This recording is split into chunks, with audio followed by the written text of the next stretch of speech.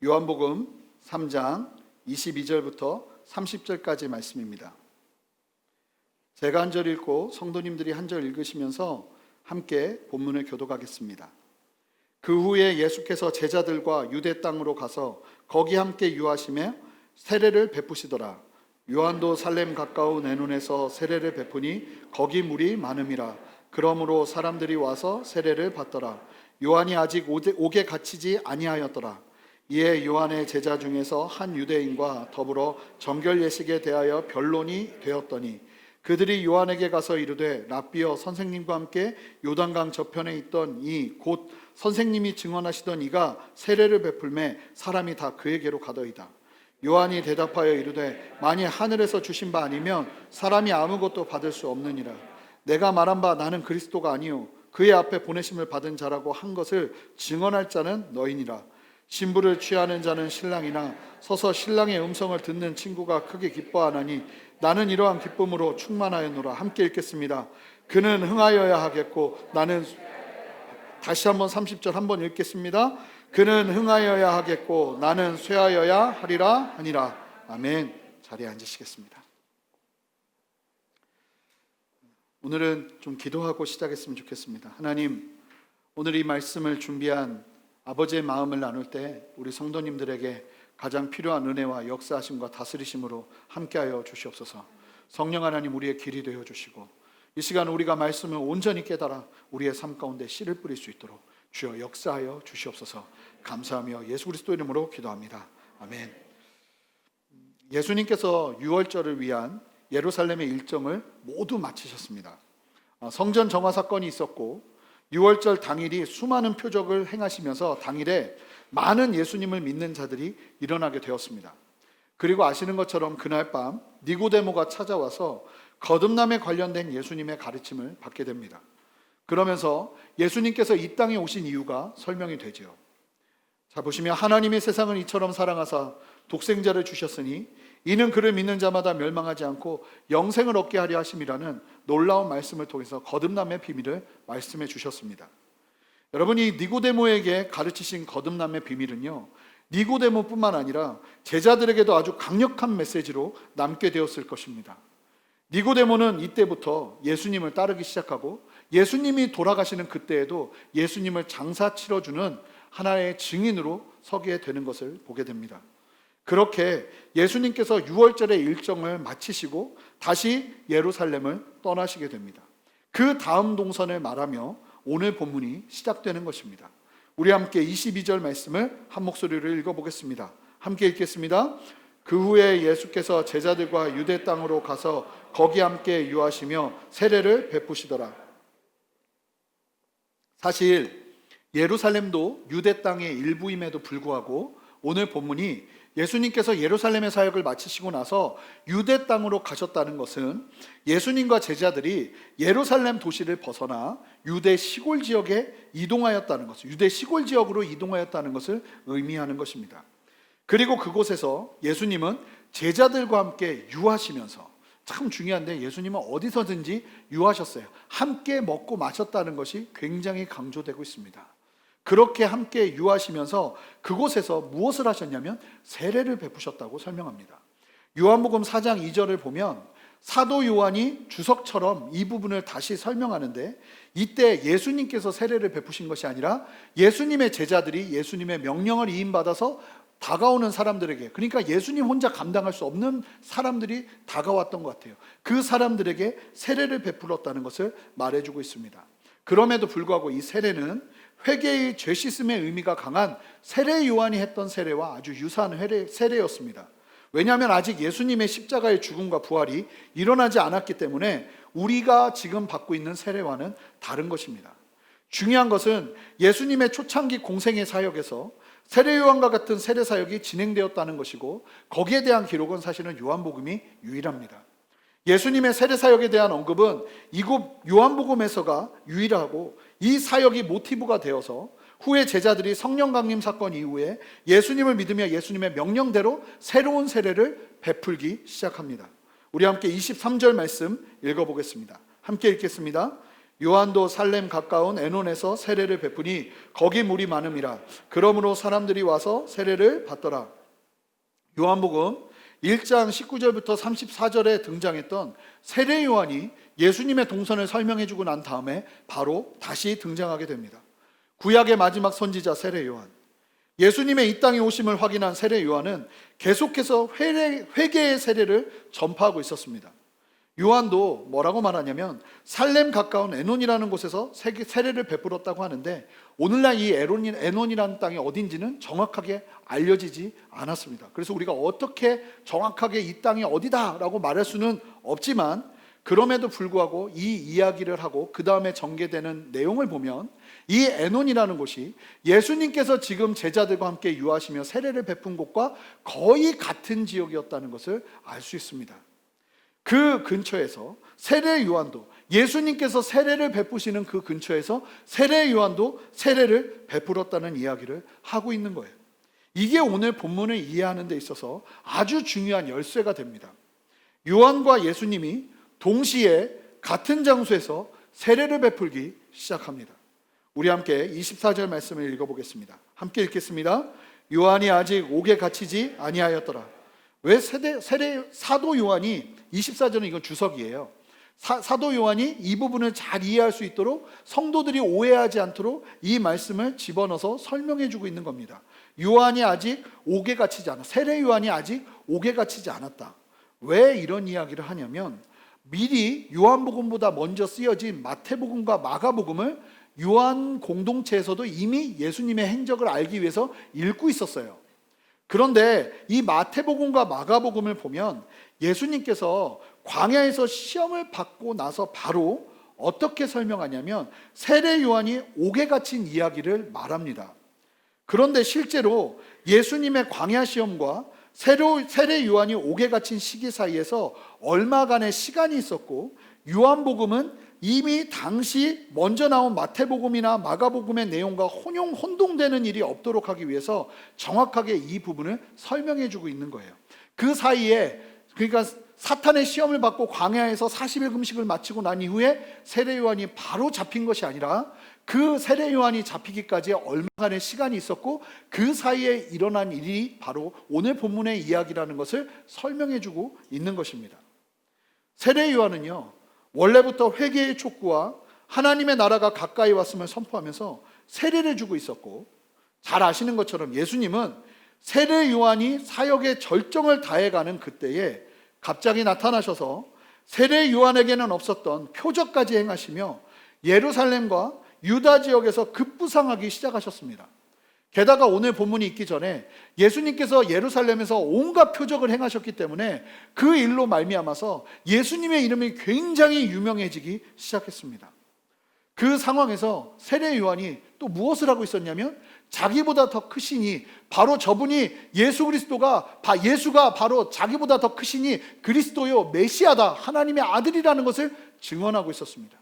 그러자 예수님은 더 많은 관심과 집중을 받게 되었죠.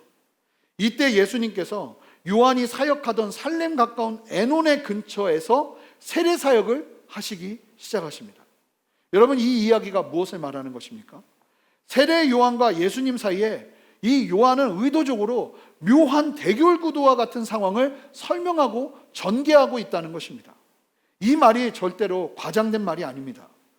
지금 예수님과 세례 요한이요, 사실은 세례 요한이 먼저 사역한 사역인데 그 똑같은 지역에 예수님이 똑같은 사역을 하시기 시작하시는 거예요. 이게 기본적으로 사람이 상도라는 게 있어야 됩니다. 그런데 지금 예수님이 뭘 하시는 거냐면 상도를 어기고 있는 겁니다. 지금 분명히 내가 사역하고 있는 그곳에 예수님이 나타나셔서 사역을 하는데, 이제 이야기를 들으시면 아시겠지만 사람들이 나한테 안 오고 다 예수님한테 갑니다. 그로 인해 사건이 벌어지죠. 우리 25절 말씀 읽어보겠습니다. 함께 읽겠습니다. 이에 요한의 제자 중에서 한 유대인과 더불어 정결 예식에 대하여 변론이 되었더니, 이에라는 표현이 정확하게 앞의 상황과 정황을 다시 한번 설명해 주죠. 예수님께서 세례를 베풀고 계셨고, 세례 요한도 세례를 거의 비슷한 지역에서 함께 베풀고 있는 상황에서 지금 25절의 상황이 벌어지고 있다는 것을 이해라는 표현으로 말하고 있는 것입니다. 세례 요한의 제자들과 한 명의 유대인이요 논쟁을 벌이기 시작했습니다. 여러 번 말씀드리지만 요한복음에서 유대인이라고 표현할 때는 긍정적인가요? 부정적인가요? 부정적인 거예요. 대부분은 유대인이다 하면 이 사람은 종교 지도자일 가능성이 큽니다. 이 유대인과 세례 요한의 제자들 사이에서 변론이 일어나게 됩니다. 그 변론의 주제가 뭐냐면 정결 예식에 관한 것이라고 말하지만 구체적으로 본다면 세례와 관련해서 세례 요한의 세례와 예수님의 세례 중에 어느 것이 더 나은가? 이 세상 사람들은 하는 게 똑같습니다. 그 중에 어느 것이 더 나은가에 대한 논쟁이 있었던 것입니다. 26절에서 제자들이 논쟁을 한 후에 바로 세례 요한에게 말하는 것을 보면 이 내용이 얼마나 심각하게 다툼으로 번져졌는지를 확인하게 합니다. 특별히 여기서 한 유대인과 세례 요한의 제자들이 변론하였다고 말하는데 이 변론하였다는 말로 사용된 단어는 비생산적이고 감정이 섞인 격렬한 논쟁이었다는 것을 의미합니다. 여러분, 일단 기본적으로 알고 계셔야 되는 게 성경은요 이런 논쟁을 절대로 긍정적인 결과를 가져오지 못하는 것이라고 말하고 있다는 것을 기억해야 됩니다. 디모데전서 6장 4절과 디모데후서 2장 23절 그리고 디도서 3장 9절에서 이런 논쟁은요 무익하다고 설명하고 오히려 해로운 것이 된다고 말하고 있습니다. 여러분, 이런 논쟁을 하면요 마음만 상하게 하고 서로가 절대로 물러서지 않는 결과를 가져오는 게 변론이라는 사실을 기억하셔야 돼요. 논쟁이 아니라 우리의 방법은 사랑입니다. 여러분, 사랑이 무엇입니까? 논쟁은 끼워 맞추는 거예요. 사랑은 덮는 것입니다. 그가 이해하지 못해도 덮는 거예요. 이게 교회의 방법이에요. 이게 예수 그리스도를 믿는 사람들의 방법이라는 것입니다. 결혼을 할 때에도 사랑이 무엇입니까? 끼워 맞추는 것이 아닌 겁니다. 끼워 맞추려고 하면 둘 다 깨져서 상처받고 나가 떨어집니다. 끼워 맞추는 것이 아니라 사랑은 덮는 거예요. 그래서 사랑을 오래 참는 것이라고 먼저 설명하고 있는 겁니다. 이 변론을 통해서 사실은 서로가 상처만 받게 되었어요. 그래서 제가 꼭 하는 말씀이 이단과 절대로 논쟁을 벌이지 말라는 거예요. 그 사람들 절대로 아무리 맞은 말을 들어도 그들의 마음을 변화시키지 않습니다. 돌이키지 않습니다. 항상 그들을 위해서 기도하고 그들이 돌아오기를 말하되 변론을 할 생각을 하지 말라고 이야기하는 이유가 여기에 있는 것입니다. 이 변론을 통해서 사실은 세례 요한의 제자들이 마음이 크게 상했어요. 그 상한 마음을 가지고 세례 요한에게 사실은 지금 26절을 이야기하는데 이 26절은 성인한 상태로 말하는 것입니다. 우리 함께 26절 말씀 한 목소리로 읽어보겠습니다. 함께 읽겠습니다. 그들이 요한에게 가서 이르되 랍비여, 선생님과 함께 요단강 저편에 있던 곧 선생님이 증언하시던 이가 세례를 베풀매 사람이 다 그에게로 가더이다. 여러분, 유대인과 변론했던 내용이 어떤 내용인지 짐작이 가시죠? 이 변론으로 가져온 마음의 어려움이요 제자들의 입을 통해서 표현되고 있습니다. 지금 제자들이 변론을 통해서 제자들이요 지금 그동안 며칠 동안 아니면 얼마의 기간 동안 참고 있던 마음의 중심이 건드려졌어요. 더 이상 참지 못하고 있는 그대로 그들의 어려움을 표현하고 있습니다.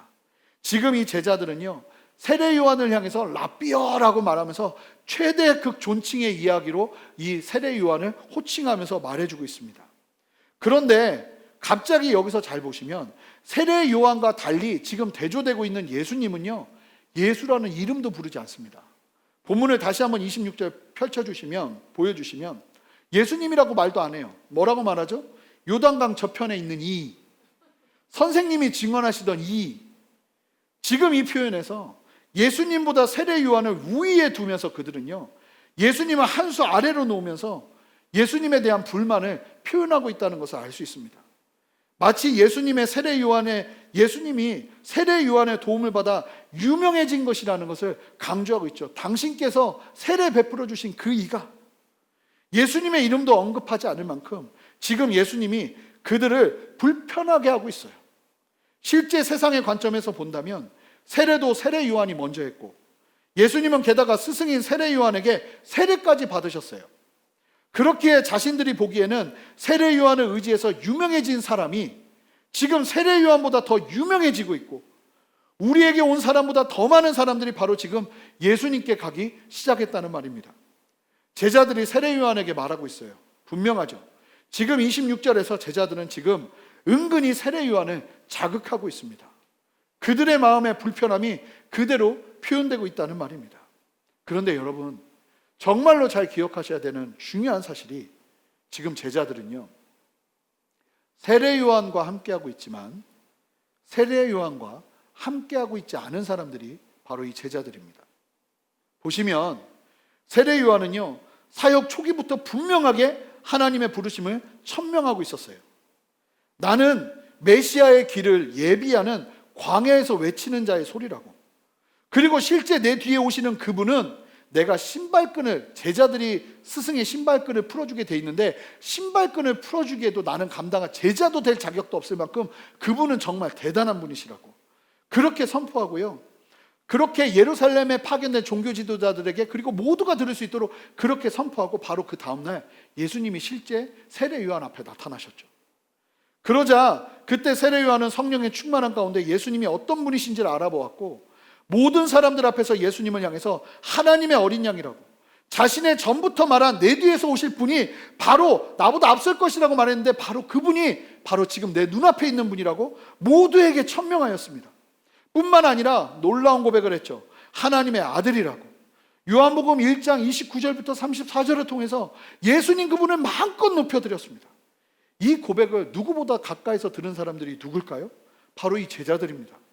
게다가요, 자신들과 함께하던 제자, 동료, 수제자였던 안드레와 무명의 제자 사도 요한의 가능성이 큰데, 이렇게 두 명에게 세례 요한이요 직접 예수님을 같이 바라보다가 보라 하나님의 어린 양이로다 말하면서 너희들 저분 따라가라, 이렇게 하면서 세례 요한이 자기의 수제자들을 예수님께 보냈어요. 그렇다면 지금 본문에 등장하는 세례 요한의 제자들은 누구보다 이 사실을 정확하게 알고 있었을 거예요. 그런데 놀라운 게 무엇이냐면, 이들이 지금 세례 요한에게 하는 말을 들어보면 지금 세례 요한의 부르심과 그가 말한 하나님의 뜻은 그들에게 하나도 중요하지 않다는 겁니다. 지금 이들은 너무 속이 상해요. 왜냐하면 자신이 따르는 스승 세례 요한이 스승이 증언해줘서 유명해진 자에게 뒤처지는 상황이 속상해요. 지금 예수라는 이름도 언급하고 싶지 않을 정도예요. 그럼에도 여러분, 이 제자들이요 나쁜 사람들이 아니라는 것을 아셔야 됩니다. 여러분, 이 제자들이 얼마나 의리 있는 사람들인지 아십니까? 다른 제자들은, 특별히 세례 요한에게 수제자였던 사람들은 이미 예수님께로 가서 예수님의 제자가 되었지만, 이들은 끝까지 의리를 지키는 사람이었습니다. 인간적인 눈으로 본다면 말입니다. 그들은 지금 세례 요한을 정말 열심히 따르고 있어요.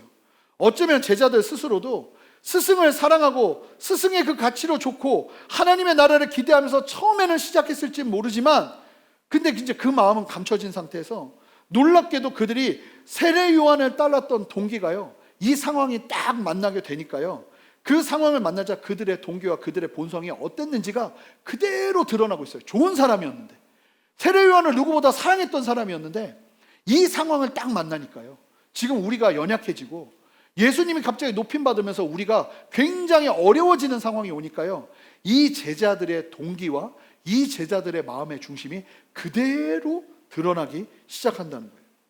제자들을 보세요. 스승 세례 요한의 뜻도, 하나님의 나라도, 하나님의 아들도 이들에게 중요하지 않아요. 지금 그들에게 중요한 것은 지금 우리에게 사람들이 더 많이 와야 한다는 거예요. 자신들의 인간적인 기대가 무너지자 그들의 본심, 어쩌면 자신들도 애매한 선상에서 감추고, 아니 자기도 파악하지 못했던 본심이요 적나라하게 드러나기 시작합니다. 그들의 문제점이 드러나게 되었다는 것입니다. 그런데 참 감사하게도 여러분, 감사한 것이 무엇이냐면요, 이들에게 기회가 있다는 거예요. 바로 스승 세례 요한 때문에 기회가 이들에게 찾아오고 있다는 거예요. 여러분, 이 상황에서 이런 제자들의 부추기는 말을 듣고 아 그래? 하면서 같이 긴장하는 세례 요한이 아니에요. 함께 흥분하지 않고 너무나도 정확하게 하나님의 편에 서서 모든 상황을 판단할 수 있게 도전하는 세례 요한이 있기에 그들에게 기회가 있다는 것입니다. 저는 저와 여러분 모두가 이와 같은 세례 요한에게 있었던 태도와 모습들이 우리 모두에게 있으시기를 주님의 이름으로 축복합니다. 사람들이 막 흔들려도, 사람들이 여러 상황들 속에서 진리가 아닌 것으로 넘어져도 그 이야기를 듣고 같이 막 휩쓸려서 그 이야기를 듣고 함께 움직이는 것이 아니라 진리 안에 분명하게 서서 하나님의 마음으로 말하는 27절 말씀 함께 읽어보겠습니다. 함께 큰 소리로 읽어보겠습니다. 읽겠습니다. 요한이 대답하여 이르되 만일 하늘에서 주신 바 아니면 사람이 아무것도 받을 수 없느니라. 여러분, 세례 요한이 뭐라고 말하는지 아십니까? 하나님께서 자신에게 주신 것과 예수님에게 하나님께서 주시는 것이 다르다는 것을 온전히 이해하고 있습니다. 27절의 원문 성경을 보면 이런 뜻이 있는데요, 하늘에서 주어진 것만 사람이 받을 수 있다는 것을 이중부정을 사용하면서 강조하고 있어요. 그러니까 내가 아무리 노력해도 하나님께서 허락하시는 것을 내가 받을 수 있다, 정확하게 말해주고 있는 거예요. 만약 예수님에게 더 많은 제자와 더 많은 세례자들이 나온다면 그것은 내게서 그 사람들을 예수님이 훔쳐간 것이 아니라 하나님이 그에게 사람을 주셨기 때문이라고 세례 요한이 바라보고 있었다는 것입니다. 여러분, 세례 요한은 신뢰가 있었어요. 그 신뢰는 어떤 신뢰냐면 하나님을 향한 절대적인 신뢰예요. 하나님 그분께서 나에게 많이 주시거나 적게 주시거나의 여부는 내가 하나님을 사랑하는 데 있어서 그리 큰 요인이 되지 않아요. 그저 하나님 그분을 너무나 사랑하고 신뢰하는 마음뿐이에요. 세례 요한의 안정감은 하나님과의 관계에 있었지 그에게 사람이 얼마나 많이 오느냐 오지 않느냐, 어쩌면 내 옆에 만든 똑같은 예수 그리스도의 공동체가 더 많은 사람들을 데리고 가는 그 상황 속에서도 내가 지금 얼마나 많은 사람들이 내 앞에 있느냐, 이것이 중요한 것이 아니라 하나님이 지금 이 일들을 하고 계시는가만 보인다면, 확인하고 증명된다면 그 모든 상황에서 하나님을 바라볼 수 있는 영적인 여유가 있는 사람이 세례 요한이었다는 것입니다. 여러분, 우리가 우리의 인생 속에서 이러한 일들을 만날 때가 있습니다. 그때 다른 무엇보다 하나님 앞에서 깨어서 이 일을 사람이 하고 있는 것인가 아니면 하나님이 하고 있는 것인가를 아는 것이 참으로 중요하다는 것입니다. 여러분, 그런데 지금 하나님께서 하시고 계시는 일이 내 마음에 들지 않는다 하여서 내가 의도적으로 나의 생각과 나의 마음과 나의 의지를 개입해서 그 일을 맡기 시작하잖아요. 굉장히 추해지는 일이 벌어집니다. 굉장히 멸망하는 길로 들어가는 일들을 스스로가 경험하기 시작합니다. 여러분, 그러면서 세례 요한이요, 그 상황에서 나에게 와야 될 사람들이 다 예수님에게 가면서 어떻게 보면 나는 사역의 정점을 찍다가 지금 이 환경과 이 상황에서 사실은 이제 내리막길로 내려가기 시작하게 되는 겁니다. 사실은 절대로 쉬운 상황이 아니에요. 그런데 세례 요한이 그 상황에서 긴장하지 않고 그의 마음의 중심을 정확하게 뭐라고 표현하는지 아십니까? 우리 29절 말씀 읽어보겠습니다. 함께 읽겠습니다. 신부를 취하는 자는 신랑이나 서서 신랑의 음성을 듣는 친구가 크게 기뻐하나니 나는 이러한 기쁨으로 충만하였노라. 여러분, 당시 이스라엘은요, 기도할 때 결혼할 때 어떤 문화가 있었냐면요, 신랑을 신부에게 인도할 때 그 신랑의 아버지나 이런 분이 아니라 신랑의 가장 큰 친구가 신부의 혼방으로 인도를 해줍니다. 그리고 그 신랑의 친구는요, 신랑이 신부와 첫날밤을 보낼 때 신부 대기실에서 지켜보다가 신랑이 신부를 온전히 자신의 아내로 맞이하게 되면 막 환호성을 질렀대요. 와! 하면서 환호성. 도대체 어떻게 질렀는지 굉장히 궁금하지만 이 여자가 드디어 나의 신부가 되었다 하는 기쁨으로 환호성을 질렀대요. 그러면요, 그때 그 소리를 듣고 신랑 친구가요, 엄청나게 기뻐했답니다. 자기의 결혼식이 아닌데도 자기의 친구의 결혼식의 그 축제에서 마음껏 그 친구의 기쁨을 함께 기뻐해주고 있었다는 거예요. 그 상황을 누구보다도 잘 아는 이스라엘 백성들에게 세례 요한이 지금 명확하게 말하는 거예요. 자기는 이 상황이 됐는데 오히려 기쁘다는 거예요. 여러분, 여러 번 말씀드리게 되겠지만 친구 중에 정말 이런 친구 만나는 거 쉽지 않습니다. 제가 목사님께 젊었을 때 들었던 얘기인데 인이 바뀌도록 제 머리에 새겨진 얘기가 뭐냐면, 진짜 좋은 친구는 어려울 때 돕는 친구도 좋은 친구지만 그 친구보다 훨씬 좋은 친구는 나보다 잘 나갈 때 기뻐해 줄 수 있는 친구가 진짜 친구라는 거예요. 여러분, 살면서 그런 친구 한번 만나기 정말 쉽지 않습니다. 그리고 나도 그런 친구가 되는 게 쉽지 않습니다. 그런데 저는 저와 여러분 모두가 그런 친구가 되시기를 주님의 이름으로 축복해요. 여러분, 그런데 이런 세상의 친구도 찾기 힘든데 세례 요한의 마음이 얼마나 귀합니까? 놀랍죠? 지금 예수님 때문에 내 입지가 좁아지고 내 상황이 안 좋아지기 시작했지만 세례 요한은요, 기뻐합니다. 신랑의 결혼을 축하해주는 친구처럼 그렇게 예수님의 영광 받으심을 기뻐합니다. 이 영광 받으심이 나를 불편하게 하고 나를 내려가게 하는데 전혀 상관없어요. 기뻐합니다. 그러면서 세례 요한이 너무나도 중요한 고백을 세상에 남기는 거예요. 30절 말씀 함께 읽어보겠습니다. 함께 읽겠습니다. 그는 흥하여야 하겠고 나는 쇠하여야 하리라 하니라. 다시 한번 크게 읽어보겠습니다. 읽겠습니다. 그는 흥하여야 하겠고 나는 쇠하여야 하리라 하니라. 여러분, 원문 성경을 보면 어떻게 말하고 있냐면요, 세례 요한이 저분은 반드시 강해져야 한다. 세례 요한은요, 예수님이 반드시 더 위대해져야 한다는 것을 고백하고 있는 거예요. 이것이 하나님의 뜻이었기에 이 세례 요한은 뭐라고 말하냐면 저분만큼은 반드시 강해지셔야 한다. 그러면서 세례 요한이 말하는 거예요. 나는 쇠하여야 한다. 이것은요, 나는 작아지고 나는 점점 감소해야 한다는 의미예요. 즉 자신의 명성은 이제 계속 작아지고 자신을 따르는 자들도 계속 감소해야 된다는 이야기를 하고 있다는 것입니다. 그리고 세례 요한은요, 이 고백이 있고 난 이후 정확하게 쇠퇴의 길을 걸어갑니다. 그런데 말이 그렇지 어디 이게 쉬운 일입니까? 세례 요한의 제자들 보세요. 그들이 얼마나 좋은 가치로, 얼마나 귀한 하나님 나라를 고대하는 마음으로 헌신하며 삶을 살았던 사람들입니까? 그런데 자신들이 쇠퇴하자 견디지를 못합니다. 점점 작아지자 불안하고 이 모든 원인이 되는 예수님이 원망스러울 뿐이에요. 여러분, 이런 경우가 얼마나 많은지 아십니까? 여러분, 목회자 사이에서도 이런 미묘한 싸움들이 정말 얼마나 많은지 모릅니다. 사실 제가 이전 교회에 있을 때 부목사님들이 많으셨잖아요. 제가 행정목사로 있을 때 정말로 목숨 걸고 하고 싶었던 게 뭐냐면, 혹여나 나보다 옆에 목사님들이 더 인정받을 때 기뻐해 줄 수 있는 일들을 만들고 싶었어요. 계속 그런 분위기를 만들고 싶었어요. 그래서 절대로 그런 상황에서 경쟁 구도가 일어나지 않도록 서로가 서로를 기뻐해 줄 수 있도록. 그런데요, 생각보다요 그렇게 마음이 기쁘지 않아요. 나보다요 저분이 막 인정받잖아요. 그러면 웃는데 집에 들어갔는데 이상하게 뒤가 쓸쓸해요. 그게 사람 마음이더라고요. 그런데 이 세례 요한은요, 그 정도가 아니고요, 지금 밥그릇이 없어지고 있어요. 그것도 누구 때문에요? 사람도 아니에요. 예수님 때문에. 예수님이 나를 살리셔야 되는데 예수님이 오히려 나를 낮아지고 쇠하게 만들고 있다고요. 그런데 뭐라고 말하는지 아십니까? 기뻐한다고 말합니다. 여러분, 그들을 향해 세례 요한은 너무나도 정확하게 무엇이 중요한지를 말씀해주고 있다는 거예요. 예수님은 계속 강해지셔야 하고 높임 받으셔야 하고 흥하셔야 하고 우리는 점점 작아져야 한다. 이것이 세례 요한의 요한복음에서의 마지막 고백이에요. 사실은 이게요, 세례 요한의 유언입니다. 실제적으로 이 의미 있는 고백이 그의 인생에 어떻게 보면 복음서에 나오는 예수님께 그분이 정말 메시아냐 묻는 그 이야기가 공간복음에 나오지만 그 이야기 말고 무언가 의미 있는 마지막 말로 마지막으로 남겨놓은 말씀이 바로 이 고백이에요. 그는 흥하여야 하겠고 나는 쇠하여야 하리라.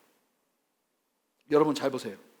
요한복음은요, 예수님께서 하필 세례 요한이 세례를 베푼 장소 근처에서 세례 요한과 똑같은 사역을 하셨다는 것을 22절, 23절을 통해서 강조하고 있고요.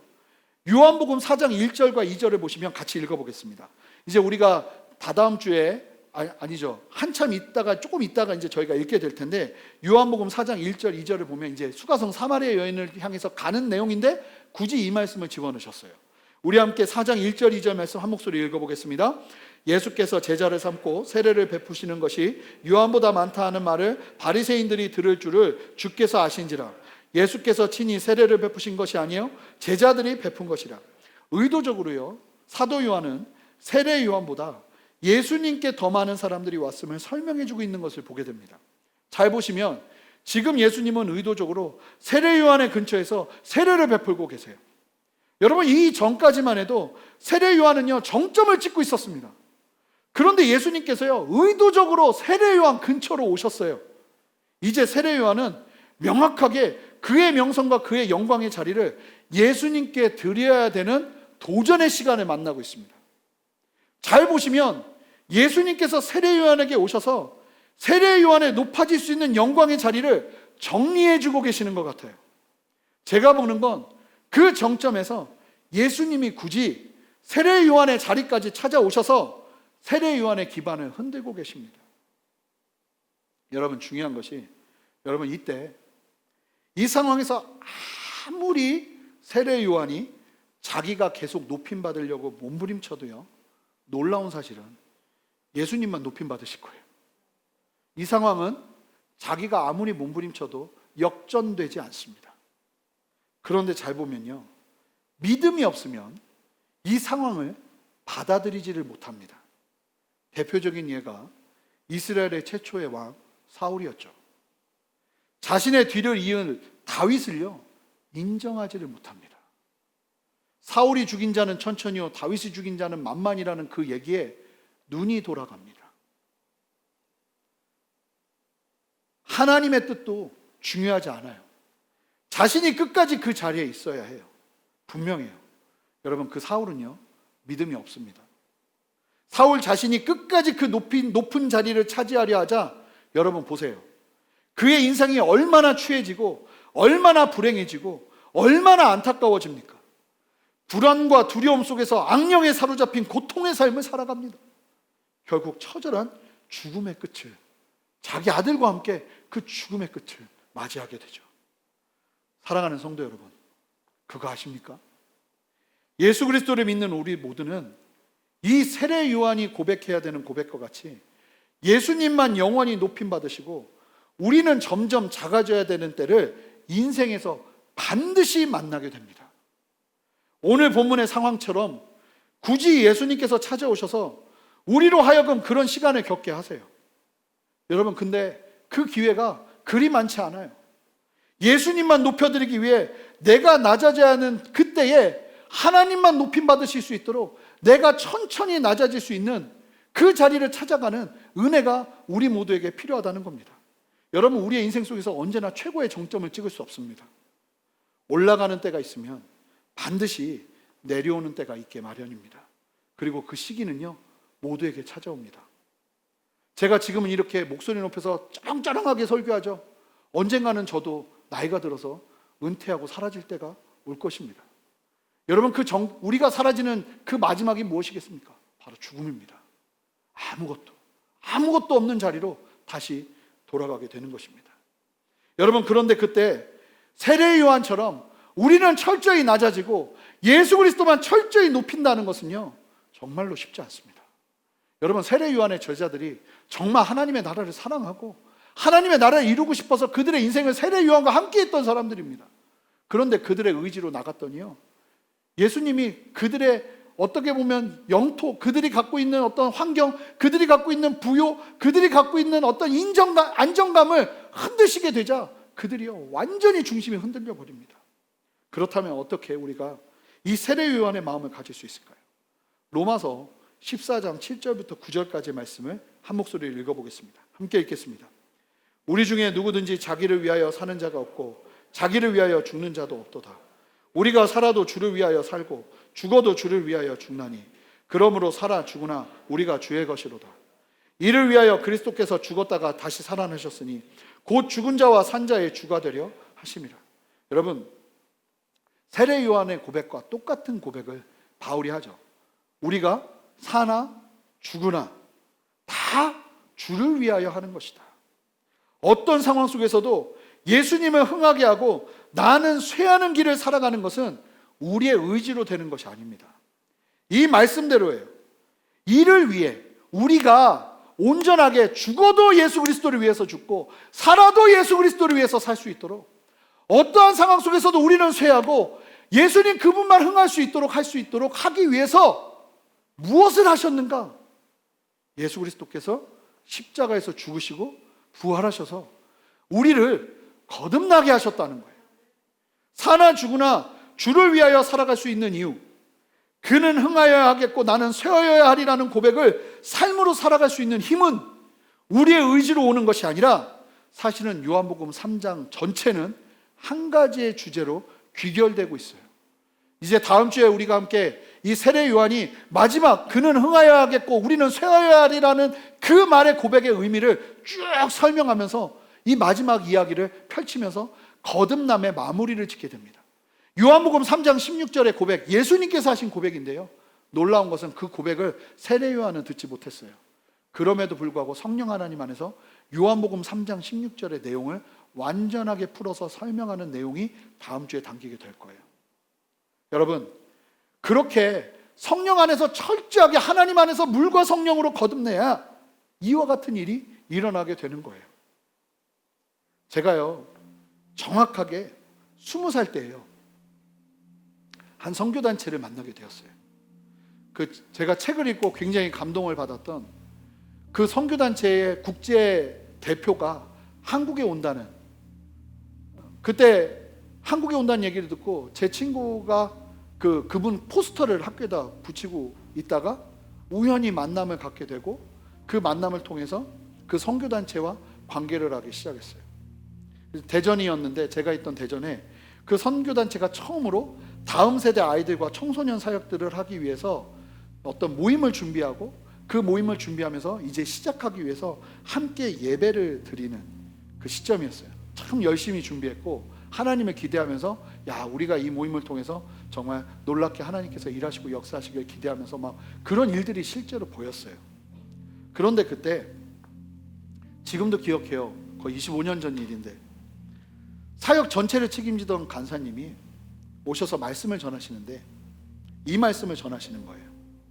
그러면서 이야기를 하기 시작하더라고요. 뭐라고 말하냐면, 저는 이런 얘기를 그때 처음 들었어요.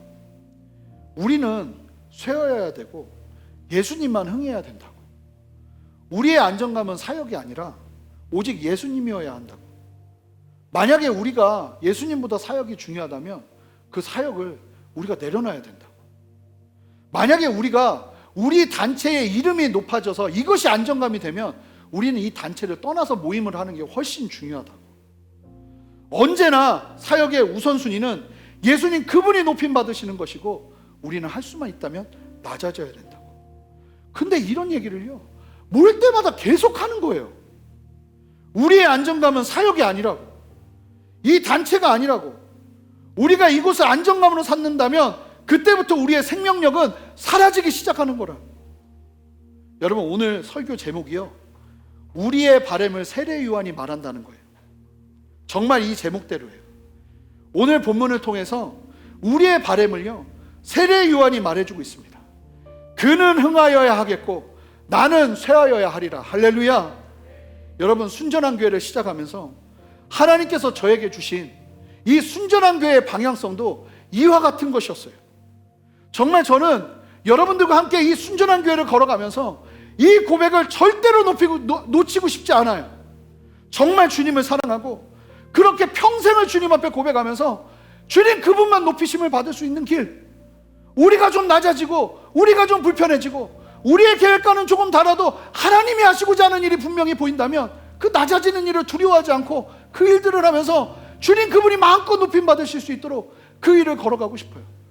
만약에 순전한 교회가 정말 하나님보다 더 높아지는 그런 위기 가운데 있다면 우리가 그 이름을 사용해야 될 이유가 무엇입니까? 우리 교회를 지키는 것이 하나님의 뜻을 이루는 것보다 더 중요해지기 시작한다면 우리가 교회를 지켜야 될 이유가 무엇입니까? 내 인생을 제대로 살아가는 것이 하나님의 뜻을 이루는 것보다 더 중요하다면 우리의 인생을 제대로 살아가는 것이 무슨 의미입니까? 우리의 인생의 모토는 이와 같아야 할 것입니다. 그는 흥하여야 할 것이고 우리는 쇠하여야 하리라. 예수 그분은 높임을 받으셔야 할 것이고 우리는 쇠하여야 하리라. 이 고백이 우리의 고백이 되어야 한다는 것입니다.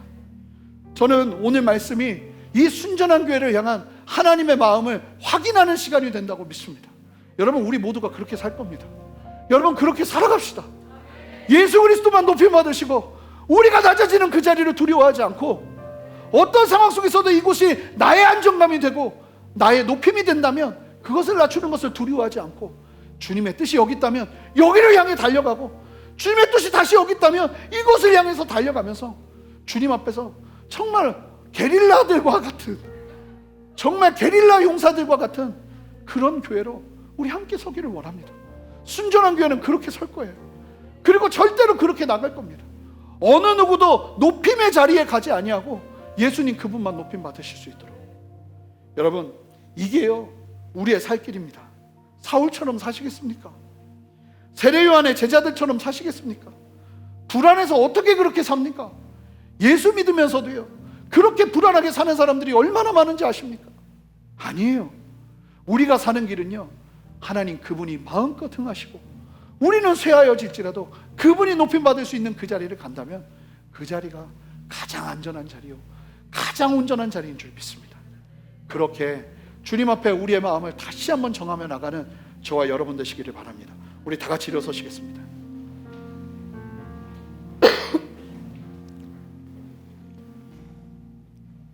우리 함께 기도할 때, 하나님, 나의 소망과 나의 갈망이 다른 것이 아니라 이 세례 요한의 고백이 되기를 원합니다. 나의 인생의 모토가 다른 것이 아니라 이 세례 요한의 고백이 되기를 원합니다. 이 순전한 교회의 모토가 다른 것이 아닌 이 세례 요한의 고백이 되어지기를 원합니다. 나는 쇠하고 그분만 흥하여야 하리라는 이 인생의 모토를 가지고 우리가 인생을 살아낼 수 있도록 주님 다시 한번 이 말씀으로 우리를 도전하여 주시옵소서.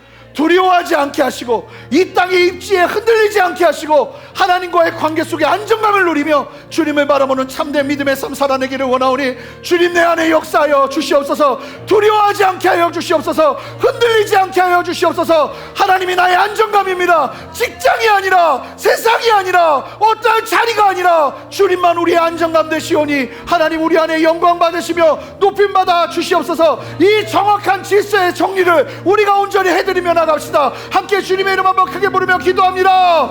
주여! 주님 우리 안에 역사하시는 주님을 찬양합니다.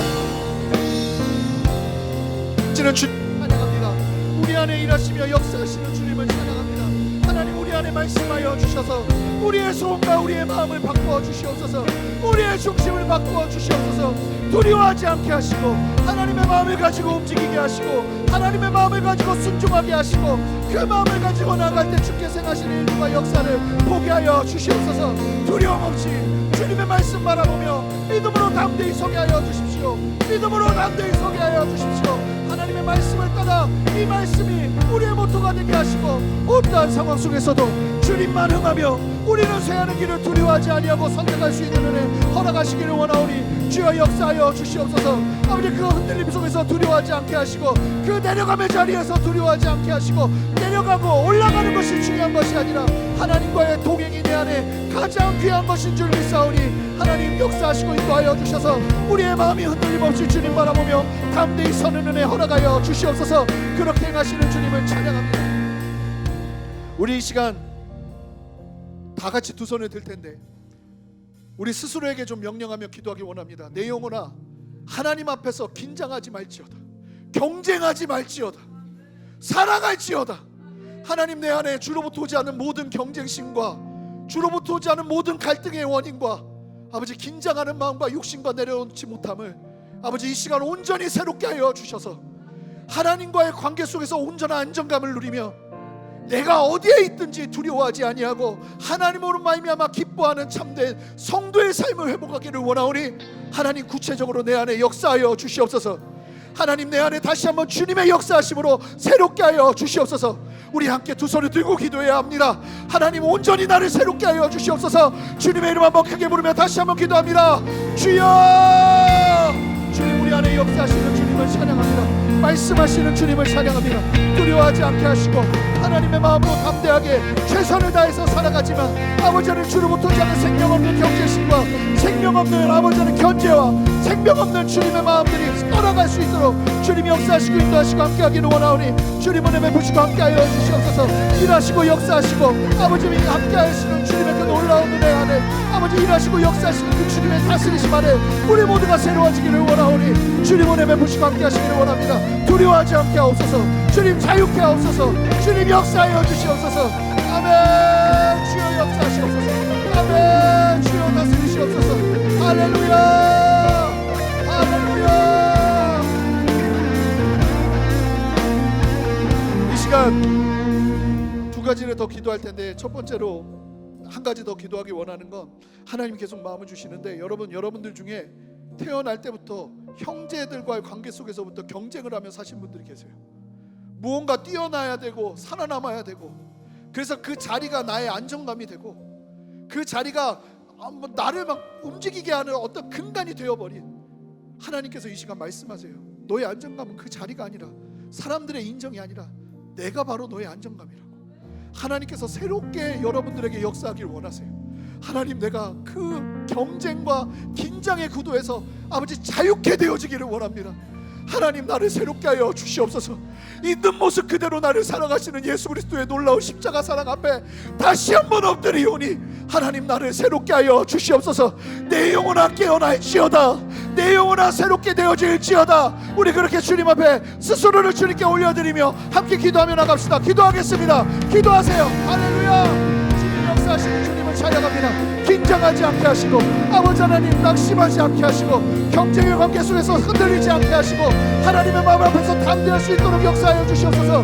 내가 무언가를 해야만, 내가 무언가를 이루어야만 아버지 인정받는 자리가 아니라 하나님 있는 모습 그대로 나를 사랑하시며 나를 온전히 세우시는 아버지 그 사랑 앞에 다시 한번 새롭게 되어지기를 원하오니 주여 역사하시고 오늘 베푸시고 함께하여 주시옵소서. 일하시고 인도하여 주시옵소서. 교회의 자리가 아버지 우리가 교회에서도 섬기면서도 아버지 이런 경쟁 가운데 있지 않기를 원합니다. 언제나 기뻐하고 언제나 즐거워하며 하나님이 하시는 그 일들 속에서 주께 영광 돌려드리는 우리들 되기를 원하오니 주님 생명으로 역사하시고 함께하여 주시옵소서. 할렐루야. 우리 마지막으로 기도할 때 우리 마지막으로 다 같이 두 손을 듭시다. 하나님이 순전한 교회를 통해 우리는 쇠하고 예수 그리스도만 높임받는 놀라운 일들을 이루시옵소서. 하나님, 우리가 서는 이유와 우리가 함께 모이는 이유가 다른 데 있지 아니함을 고백합니다. 하나님 높임 받으시옵소서. 하나님 흥하시옵소서. 하나님 반드시 강하여 주시옵소서. 그 일을 위하여 우리가 낮아지겠사오니 이 순전한 교회를 그렇게 사용하여 주시옵소서. 하나님은 흥하여야 할 것이고 우리는 쇠하여야 할 것입니다. 그 자리에 서겠습니다. 이 교회가 그렇게 나아갈 것입니다. 우리 그렇게 주님께 우리 교회를 올려드리며 주님의 이름 한번 크게 부르며 결단하며 기도합니다. 주여, 주님 역사하시고 인도하시는 주님을 찬양합니다. 할렐루야. 할렐루야. 우리 안에 역사하시는 주님을 찬양합니다. 우리 안에 다스리시는 주님을 찬양합니다. 우리 안에 역사하시는 아버지 하나님의 역사하심과 그 강력한 통치를 찬양합니다. 두려워하지 않게 하시고 긴장하지 않게 하시고 하나님의 마음 앞에서 풀어지게 하시고 아버지 앞에서 자유를 누리며 하나님의 진리 안에 온전히 설 수 있도록 역사하시기를 원하오니 아버지 경쟁이 사라지게 하시고 아버지 하나님만 높임 받으실 수 있다면 그 모든 일들을 두려워하지 아니하고 나갈 수 있는 참된 믿음의 결단이 우리 모두에게 있을 수 있도록 주여 역사하시고 자유케 하시옵소서. 할렐루야.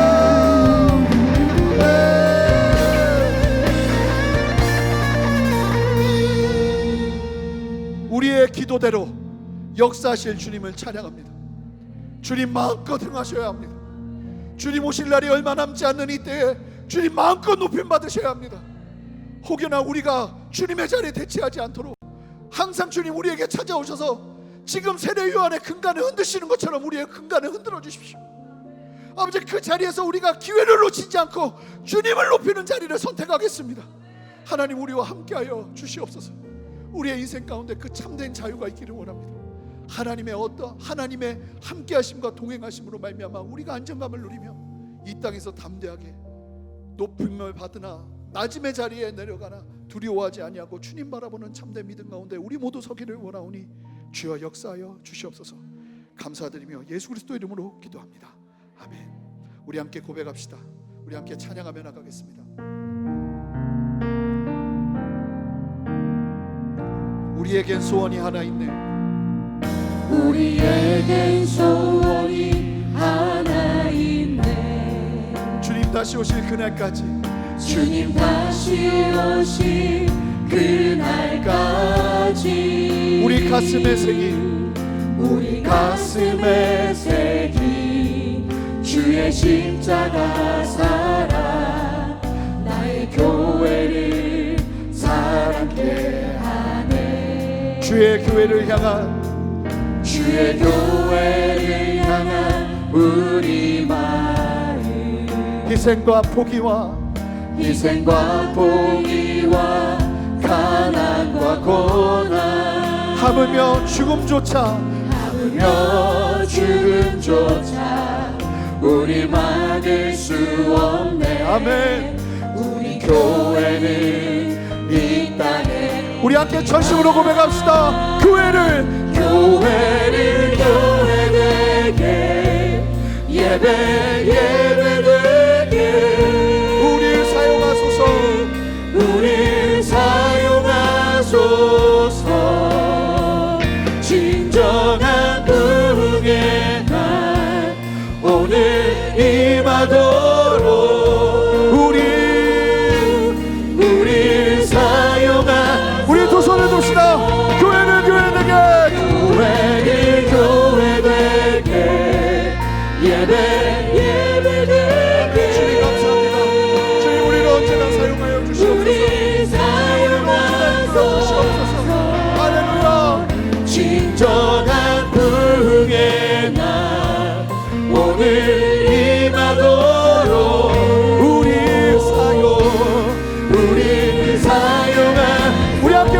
기도합니다. 십자가, 십자가, 십자가 그 그늘 아래 내 소망이 있네. 십자가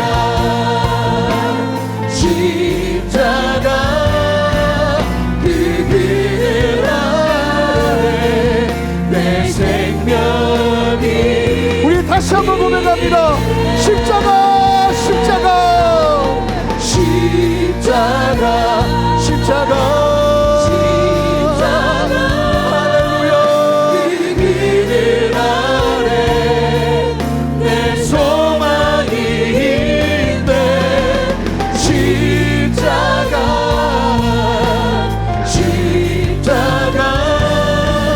그 그늘 아래 내 생명이 있네. 살아계신 하나님, 이 시간 친히 역사하시고 좌정하셔서 우리의 생명과 우리의 소망을 십자가 앞에 두며 나가겠다고 고백하는 우리 모두에게 주님의 한없는 은혜와 한없는 사랑과 한없는 격려를 허락하여 주셔서 이 땅이 말하고 이 땅이 평가하는 그 평가에 흔들리는 것이 아니라 하나님의 진리 앞에서 담대히 설 수 있는 은혜와 용기를 더하여 주시옵소서. 하나님, 오늘 선포된 말씀처럼 주님이 흥할 수 있도록 우리가 쇠하여지는 것을 두려워하지 않게 하시고, 아버지, 혹여나 지금 여기 계신 성도님들 중에 마치 세례 요한과 같이 쇠하는 자리에 계신 분들이 계신다면 이 말씀이 소망이 되게 하여 주셔서 그 상황이 나의 안정감이 아니라 나를 함께 하시며 나를 붙드시는 예수 그리스도가 나의 유일한 소망이요 기쁨이 됨을 고백하는 그 고백 위에 역사되어지는 하나님의 은혜와 역전의 역사를 주님 허락하여 주시기를 원하오니, 주님 우리 모두에게 그 고백으로 승부하는 역사 허락하여 주시옵소서. 감사하며 드리는 주의 헌물 위에 주님 함께하여 주시고, 이 헌물이 사용되는 곳마다 하나님 당신의 영광을 나타내 보여 주시옵소서.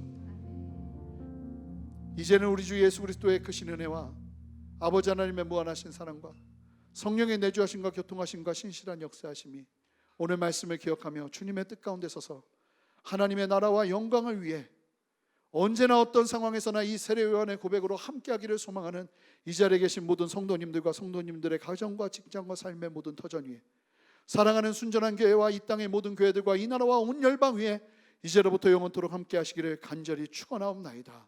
아멘.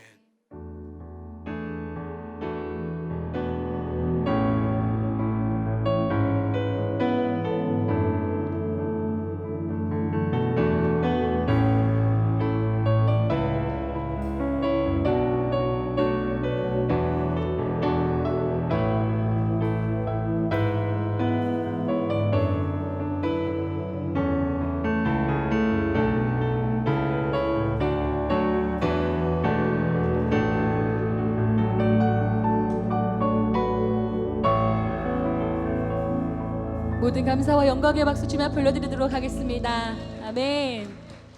모든 예배를 마쳤습니다. 조심히 돌아가시고 다음 이 시간에 또 이곳에서 함께 예배하길 소망합니다.